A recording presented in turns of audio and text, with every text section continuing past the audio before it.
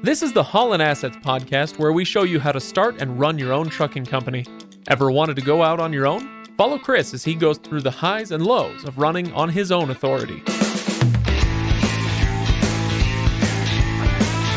Welcome, everybody. Welcome to the Haulin Assets podcast. This is episode number 46. I am Craig, and with me, social distancing still, is Chris. How you doing, Chris?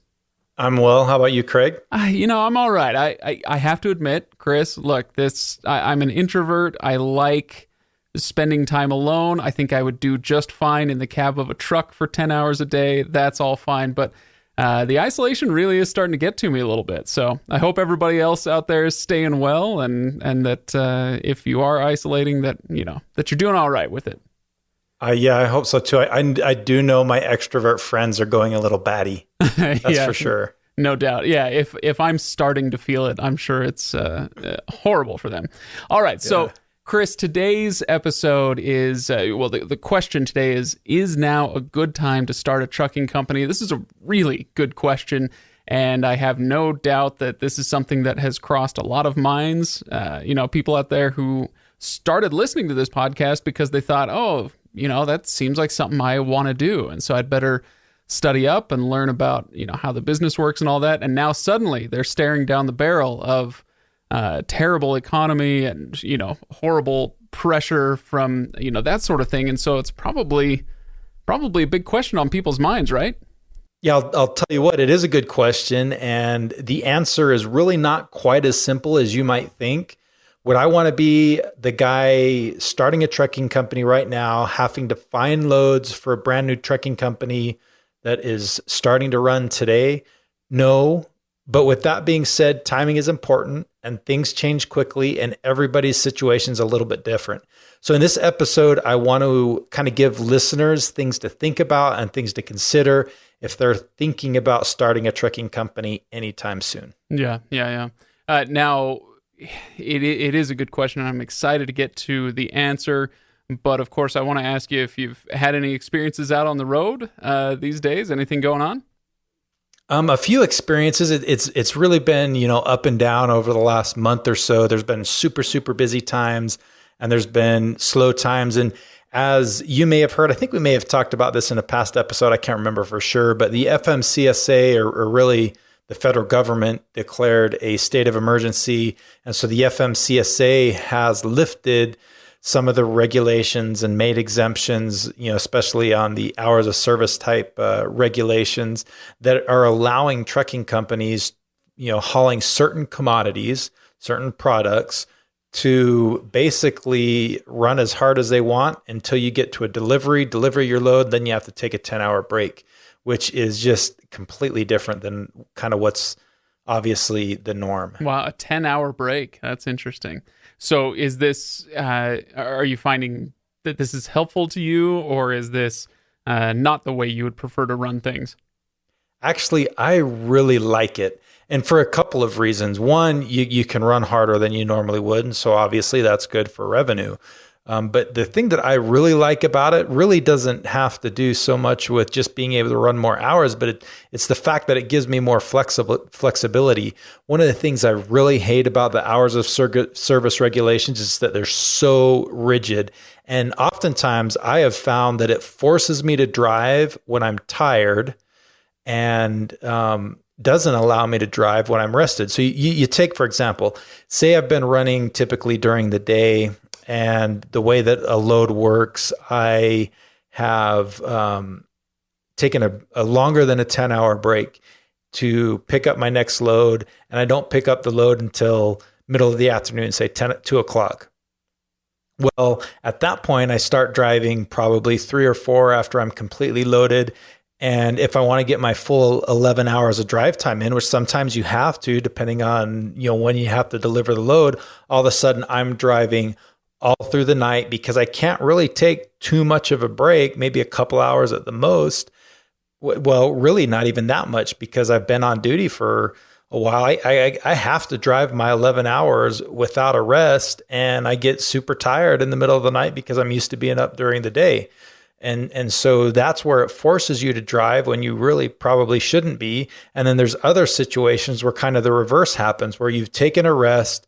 Maybe you've only rested 8 hours, but you're refreshed. You've woken up and you're ready to run, but you can't run. You just keep delaying that start time until you've had your full 10-hour break, and then you go. And so, you find that happening all the time, where you have to rest when you don't want to, and you can't rest when you need to. And, because of the regulations and some of these things being lifted when you're carrying one of those kind of loads, you really can run hard while you're feeling good.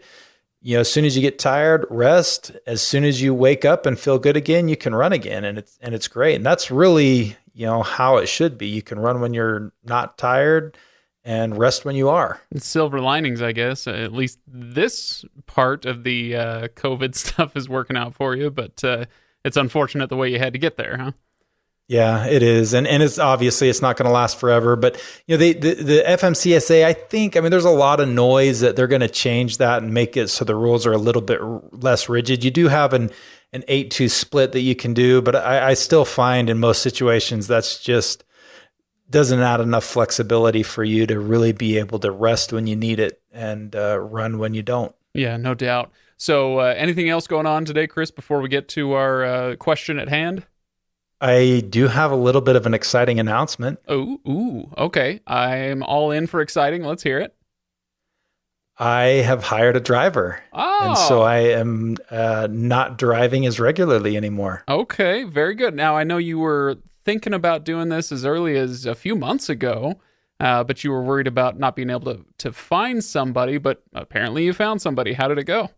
I did. It's good. And obviously, as the time goes on, sometime probably in the next month or so, I'm going to do a podcast episode that really kind of focuses on that hiring process and what we did, some of the things that I've learned going through the process. And I'm super excited about it. He started a couple of weeks ago, and he's actually on his first trip right now. The timing's not great because of the COVID thing. Rates are tough right now, but we're making it work. And I was a little bit patient. The gentleman's name is Mike, and he's been great so far. I think he's a kind of a perfect fit for what we're looking for. So I'm super excited. It's given me an opportunity to get out of the truck and get caught up on some other things. And it really, one of the business principles that I think hiring a driver really lets you take advantage of that is hard to do when you're driving full time is, and this is one of the things that I've found has been the most impactful in my business, is it allows me to work on my business. So you hear in the business world, one of the sayings that's fairly common is that it's important for a business owner to work on their business and not in their business. Yeah, and I've heard that before, and I understand that, even running something completely different than what you do. It makes a lot of sense to me. I get bogged down in the day-to-day of running the company that I do, and it's tiny though it may be. And yeah, I have no time to consider, how to make it grow, basically, how to make it better, because I'm constantly doing instead of thinking. Yeah, exactly. And that's the difference. Doing and thinking is really, that kind of grasps that concept a little bit. And for those who don't really have maybe never heard that saying before or haven't put any thought into it, kind of what I mean by that is when you're working in your business, as an owner operator, you're driving, that's working in your business. You're kind of doing, like you were saying, those day-to-day operations, you're doing what the business itself does. So in the case of a trucking company, you're driving the truck, getting loaded, finding loads, doing those kind of things.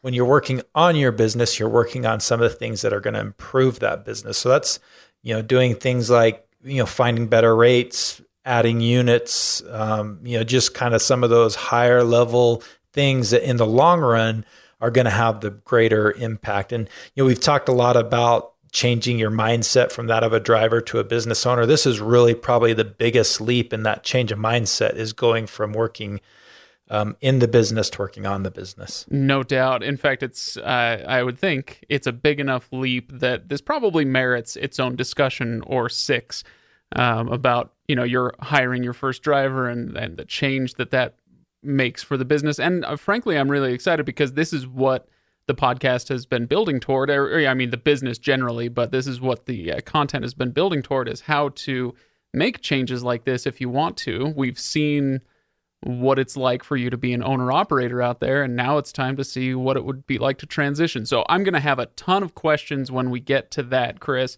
But for today, I kind of figure we should probably answer the question here. The title of the podcast needs an answer. So you've got a lot of listeners out there who listen to this podcast because, like I said, they are in some stage of starting a trucking company. Maybe they're thinking about it. Maybe they're actually taking it on. But for an episode titled, "Is Now a Good Time to Start a Trucking Company?" the first question I want to ask you is now a good time to start a trucking company? You're so quick, Craig. I just want to get right to it, okay? Hit me with it. Well, to answer your question, it's tough right now. The freight market is going through something it's never experienced in the past. With that being said, we're seeing indications that we've definitely hit the bottom and started to go up a little bit. So I think things are going to be improving, but things still are not good enough that I would want somebody starting their trucking company today. And when I say starting their trucking company, I mean hauling that first load. I would not want to be a brand new trucking company out there hauling their first load. And I'm kind of, feeling some of that anxiety because I have a big change happening right now, with hiring a driver. It's a different situation and things are different, and it's harder because of the way the freight market is right now. So the simple answer is, initially, if you're trying to run and find your very first load today, I don't think it's a very good time. Interesting. So because you've been so encouraging of people who want to get out there and do it, and you're saying now might be a time to hold off? To a certain extent, yes, hold off in the sense that you don't want to actually be, have a truck purchased, have your insurance payment made, and have to be out there finding loads, making enough money to be able to pay the bills. But with that being said, timing in the trucking industry and really any business is everything and is super important, super critical. And things change. And I really think in the next month or two, we're going to start to see some big changes. This episode of the podcast is going to be launching at the end of April. And you're starting to see state governments all over the country saying they're going to start loosening some of the restrictions starting around the 1st of May. And I think as May goes on, it's going to get better and better and better. I think you get into June, it's going to get better and better and better. And by the time we hit the end of June, I really think things are going to be, things right now are just so far away from normal. I think by the time we get to the end of June, it's going to be a lot closer to normal than how far away it is right now, if that makes any sense. We're not going to be normal like it was before the pandemic hit, but we're going to be a lot closer to that than we are today. Okay, sure. Now, if that's not the case and somebody kind of tries to time it for June, are they going to be in a lot of trouble?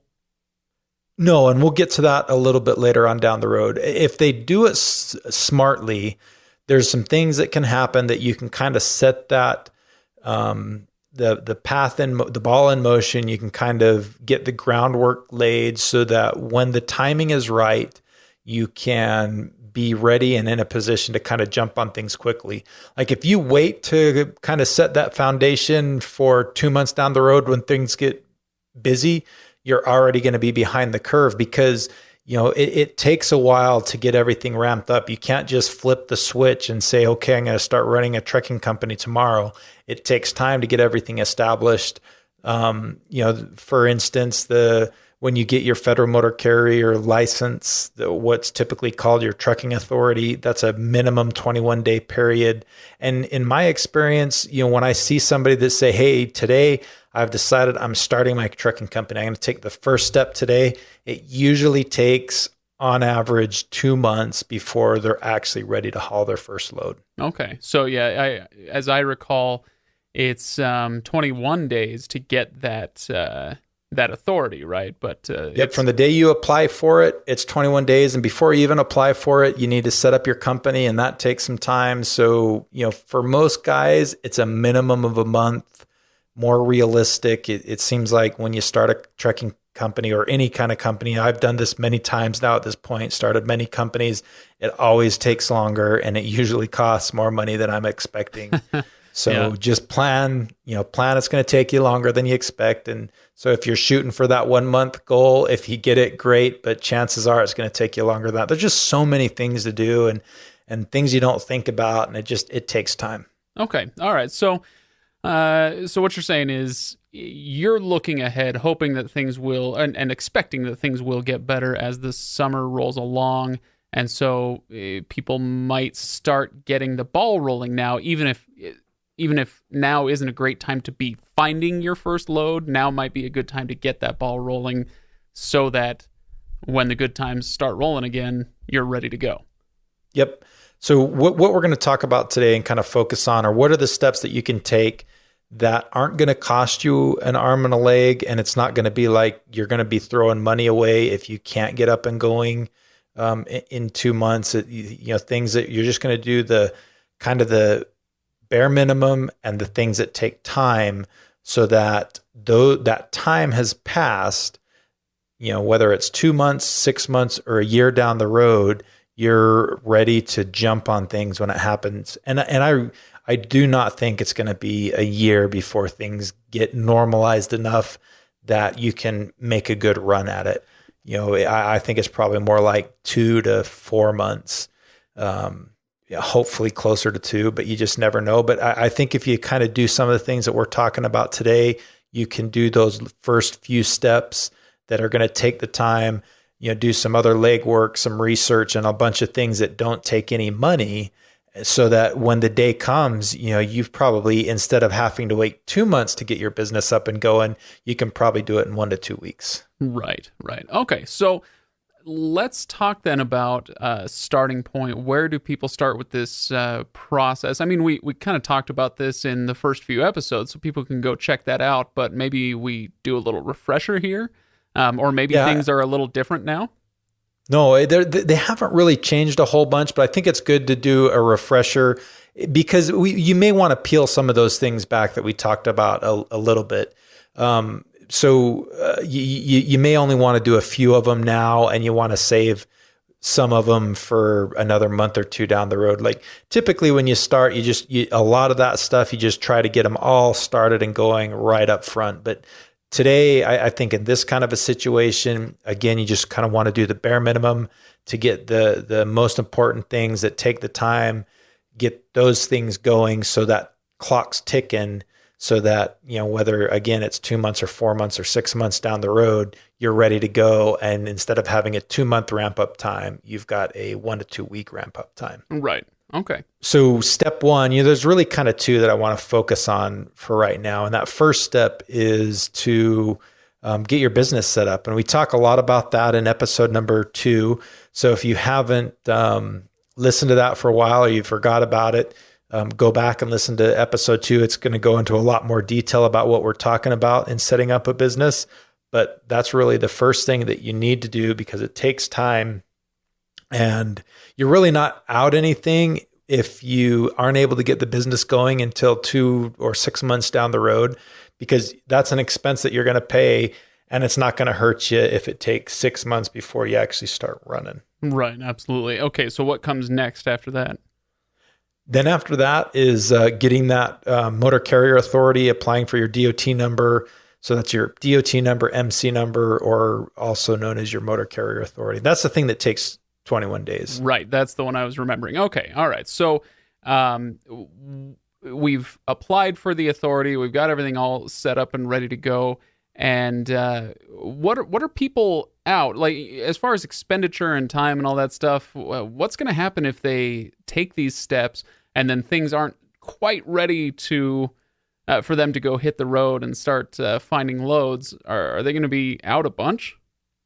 Not really anything, because that's an expense that you have to pay. Both of those, the setting up the business and getting the motor carrier authority, they're both things you have to pay no matter what. and it's not money that you're going to lose if you can't get up and going for 6 months. Take for instance a different item. If you bought your truck today and all of a sudden you have to make truck payments for the next 6 months, but you can't find good enough paying loads that you can stay busy, all of a sudden you're paying a payment on a truck that you can't make the payment because you've got all these expenses coming in, the truck, the insurance, all those kind of things. Those are things you don't want to do right now until you know that the market has kind of straightened itself out and is ready for you to jump back in and make a good profitable run at it. So those are the kind of expenses you don't want, because you would be money out of your pocket that you're losing money at that point. But I really don't feel that's a situation with your company and your motor carrier authority. Yeah, interesting. So tell me this, when somebody applies for that authority, and it takes that 21 days for it to go through, isn't that just kind of sitting there then if they don't start running right away? Isn't that an expense that they've put out there that they can't recoup? Not necessarily, because you have to make that expense. You have to do it. And the nice thing with the government is once that 21-day period is up, you can activate your authority really at any point. They send you a letter and they say that you've got 60 days to activate the authority. So they give you a little bit of time there.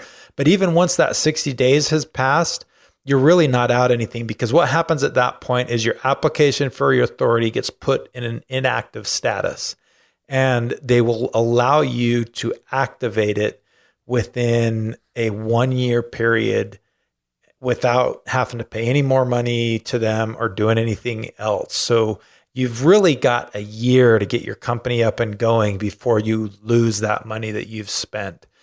So as long as you do it within the year, it's good. And we usually, to do that reactivation at Motor Carrier HQ, we usually charge $55 to do that. But in the environment that we're in right now and everything that's going on, if somebody, just to kind of put them at ease, if they aren't sure when they're going to be able to get up and going, but they want to get the ball rolling so that they can be in a good position when the timing's right, we are waiving that $55 reactivation fee and just doing it for free for clients. Oh, that's interesting. Okay, so you're waiving that fee, and I mean that's good, because this is it's a simple process on paper, but it takes effort, and you got to know the process a little bit. So I'm sure a lot of people would be glad to reach out to Motor Carrier HQ for that. Yeah, it is a little bit complicated, and really to make this work and to limit your expenses and only do the things that are essential so that you've got the groundwork set, you really need to have a good plan. And if anybody's trying to decide if the time's right for them, our coaches at Motor Carrier HQ can always help them develop a plan, including determining what's the right timing for them, how much it's going to cost, what makes sense to pay now versus what makes sense to wait and pay later on down the road as things get closer. And as always, that phone call and that consultation with the coach is always free, even if you're just kicking the tires and, think, well, maybe this is the right thing for me 2 years down the road. We just as soon help you develop a good plan, that customized game plan that we do, so that when you are ready, you feel good, you're comfortable, you're in the right spot, and you're set up for success. Yeah, absolutely. I mean, I'm sure you've said this a lot about banks and insurance companies and whatnot. They want you to succeed because they want to continue to earn your business. I'm sure it's the same for Motor Carrier HQ. Yeah, absolutely. Yeah. Okay, good. So let me ask you this question then, Chris. If somebody they feel like they're ready to go, they've got their authority, it's prepped, and maybe it's inactive and they're just waiting to activate it. So it's going to be a few months before that is ready to go, or before they're ready to hit the road. What are they doing in the meantime? Is this person continuing to drive for someone else? Are they doing something else to get the business started? For the most part, I would say they're probably doing what they've been doing as far as generating income. So if they've been driving for somebody else, they should continue to drive for somebody else, or doing that other job or whatever it is. But there's other things that they can be doing in addition to that. There's a lot of legwork items and research items that need to be done that you can do so that you know what you need, you know what you want, and as soon as it's time to go, you can pull the trigger, and you can pull the trigger quickly. So I'm going to go through, I've got kind of 7 items here that I want to talk about just really briefly. We'll go through each one of those, talk about them really quick, and talk about the timing and what do you do as far as payments and whatnot. And so these are things that people can do while they're waiting to get started and get on the road? Yep. Okay. All right, go ahead. All right, so the first one is to shop for that truck and trailer. If you're a leased on owner operator, you already own your own truck. Obviously, you don't need to do that, but you probably still do need to get a trailer. And so you start doing that shopping. You figure out, you get a better idea of exactly what it is you want, what you're looking for, where you can find the best price, and who's going to give you the best financing. Another thing in this kind of environment you might want to ask is if whoever's going to provide the financing for it, ask them when the first payments due, because a lot of times right now, because of the COVID thing and things are so on edge, they're letting you defer that first payment for 1 or 2 or 3 months. And that's going to be an important factor to consider too. So do that shopping for the truck and trailer. Don't make the down payment until you are ready to actually get on the road. That and insurance are the 2 big costs that you have that you don't want to do until you're confident that the market's right and you're ready to jump in. Okay. All right. So what's the second one? Insurance. So I already kind of mentioned it. Insurance we cover in episode number 9. So you can go back and listen to that one for more of the details. But again, it's one of those things. It's a big down payment, and you don't want to have to make that until you know you're ready to go. And you typically don't want to make that down payment until you're about 5 days away from running. Okay, so with the truck and trailer, you can shop. You could possibly even buy, even if you feel like you're a little ways out from hitting the road. But insurance, you don't want to pull the trigger. You can still shop around, make some contacts with insurance agents and whoever, but then wait until you're actually you're going to hit the road before you get that insurance, right?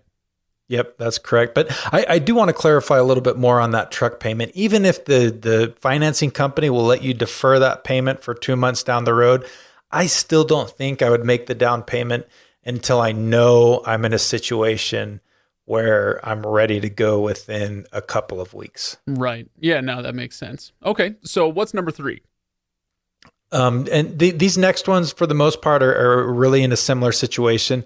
You just want to, number 3, I've got you doing your research for what ELD you want to use. ELD, and it's just ELD. The electronic logging device. Oh, yeah. Okay.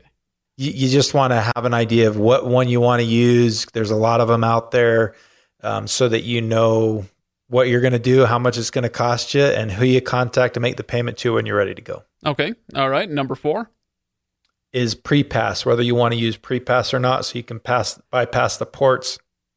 I was kind of talking to Mike a little bit, and it kind of surprises me. He's been driving for 10 years, but has never driven for somebody that uses pre-pass, and he has loved it. It's the greatest thing to be able to just drive by that port and not have to worry about pulling in and getting inspected or getting weighed. It just, every time you have to stop that truck or slow it down, it's lost time and revenue. Look at you, Chris. You're going for cool boss status, right? I need all the help I can get. Tell me about it. All right. So number 5. Number 5 is determining what you're going to do for workers' compensation insurance. So, one, getting the insurance. And then a lot of the times, if you're a single owner operator, you're also going to have an option for occupational accident insurance. So one, determining which of those 2 you want, where you want to buy it from, and, getting an idea of how much it's going to cost. Okay. All right. And then number 6? Number 6 is your plates and your IRP. So your plates for your truck and your trailer, your license plates, often called IRP, International Registration Plan. If you're crossing state lines, you're probably going to get that particular type of plate. If you remember right, they're called apportion plates. They've got a lot of different nicknames. That's plates, IRP, apportion plates, all kind of the same thing. but it's a little bit more complicated than just, when you and I register our car. We addressed this in an episode further back. I can't remember off the top of my head which episode it was, but it was a ways back. You can go back and look at that episode to learn a little bit more about it. But there's applications you have to fill out, documentation you have to gather. So that's all things you can figure all that out, get it all gathered together, filled out as much as you possibly can, so that, again, once you're ready to go, it's just a matter of submitting that application, making the payment, and you're ready to go. Yep. Okay. And then number 7, this is the last one, right?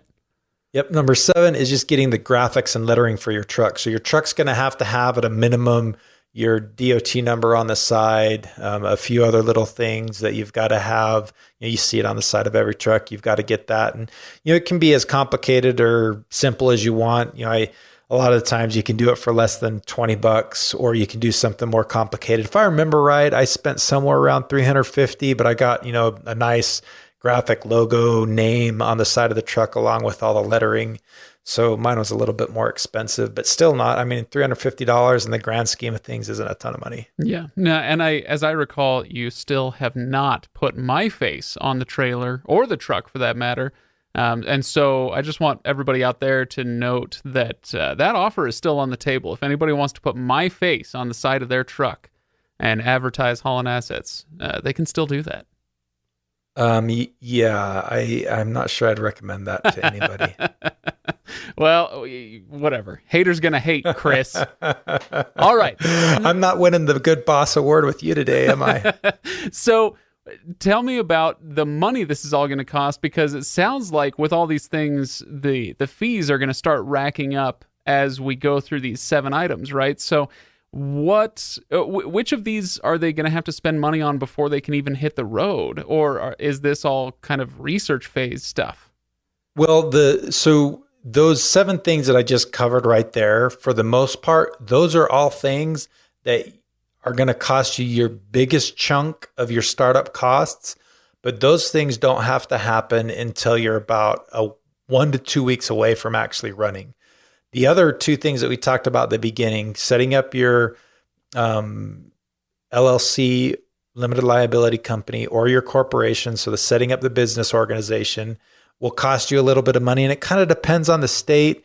It varies from state to state. You're typically going to spend anywhere from about $350 to maybe $800. Most states are more that $350 to $500 to set up an LLC or corporation. Okay. So that's a cost that you need to pay soon, like right at the beginning. Then the next cost that you've got to pay right away is getting that motor carrier authority and DOT number. And Motor Carrier HQ charges $495 to do that. So those are the 2 things that you need to pay up front. So in most situations, you're going to be right around the $1,000 mark. Some states where their business setup fees are more expensive, you might pay a couple $100 more than that. But for the most part, that $1,000 ish is what you got to pay right away. Then the other things, the truck payment, the insurance payment, or the truck down payment, the insurance down payment, the ELD, all those other things, those can wait until you're ready to start running. So, you can let 3 months pass from the time that you set up your business until you make those other expenses. So those other expenses are just going to be a function of when the market's right and the timing's right and you're ready to go. That's when you start spending that money. Okay, so are there any other variations or situations that are going to be a little bit different, or is this kind of a cookie cutter approach that just about everybody can follow? It's going to be a little bit different. And this is, again, one of those situations where the coaches at Motor Carrier HQ can kind of help you walk through your particular situation and develop your own customized game plan. But one of the things that's going to be really different is if you're a leased on owner operator and you already own your truck. So you don't have a truck down payment that you're coming up with. In that kind of situation, there may be some situations where you want to start sooner rather than later, and you may want to jump right in and go. Like if you're leased on and the company you're working for is not finding you loads, you're making the truck payment whether they keep you running, or maybe they have gone out of business, or they just don't have enough business and they're just not throwing enough your way to be able to make your truck payment. In that kind of situation, you may be better off just ripping off the Band-Aid and going off on your own. Yeah. Okay. Well, good, Chris. I feel like this is good info for somebody who is wondering. They're teetering on the edge right now, wondering if now is the right time to do it. Hopefully this gives a little bit of guidance. And I would just say, if anybody has any specific questions that they would like us to address, they can, of course, go to Facebook and search Haulin Assets there, or you can go to haulinassetssllc.com, where we have full show notes, and you can submit your questions and comments in the comments section directly there. Chris, any final thoughts on this subject before we call it for today? Just to wrap it up, I would just say everybody's situation's different. This is one of those things you need to, if you've got a significant other, you need to sit down together and talk it through, decide whether it's right for you to go now, to wait. Again, I would take a cautious approach and just kind of take those little baby steps we've been talking about. If you know that it's the right thing to do, but you're not sure if it's going to be 2 months down the road or a year down the road, I wouldn't be afraid to take those first 2 steps now so that the groundwork's laid, as long as you are confident you're going to be able to make it happen in the next year. If you think your game plan's longer than a year, wait. But if you think it's going to be sometime between now and the next 6 months and you're just really waiting for the market to turn, and as soon as the market turns, I would definitely do those first steps now, so that time, that mandatory waiting period's over. You've done your research, so you're ready to go. And once the market's good, you can pull the trigger and execute your plan quickly. Yeah, absolutely. Okay, good, Chris. Well, again, I hope everybody will visit us on Facebook and at HaulinAssetsLLC.com, and make sure that you stick around for next week. And so if you haven't yet, please subscribe and listen to all these episodes. I really think these are really helpful, especially these days with the uncertainty floating around. Chris, I think you've done a great job of pulling together this information. So not only do I hope that you'll subscribe, but if you appreciate what we do, if you enjoy what we do at Haulin Assets, then tell your friends. Tell anybody else who's out on the road who might find this info valuable.